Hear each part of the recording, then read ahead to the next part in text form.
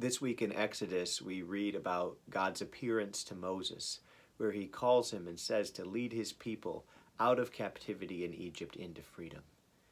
Moses goes with the message from God, Israel is my firstborn son. Let my son go, or else.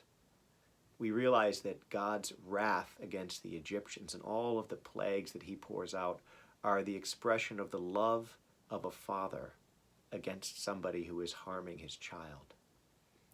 In our readings in Romans this week, we talk about what it means to be adopted children of God. The Spirit of God in us is a spirit of sonship, a spirit of adoption. And Paul is developing the idea that it is not simply those who happen to be born in the right family tree who are the adopted children of God, but it is all of those who believe in God's promises, who share that faith of Abraham.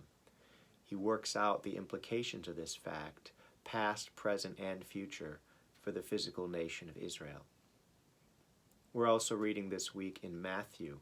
This is the part of the gospel where Jesus begins to go viral. He looks around at the crowds, says they're harassed and helpless like sheep without a shepherd. So he says, okay, here's a harvest of souls, and it's plentiful, but the laborers are few. So he sends out more laborers. First of all, the 12 apostles. He tells them to do what he's been doing, and they spread out and do the work, and the word begins to spread quickly, and the energy grows.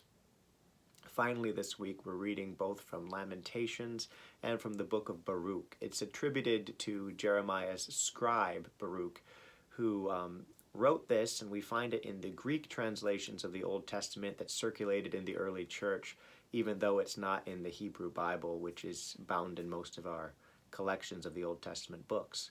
So both of these are mournful books written in the time of the exile. Lamentations just kind of ends with a whimper calling out for God to see and remember and restore his people, whereas Baruch remembers some of the promises of the prophets and speaks of the hope that is still before them even in this dark time.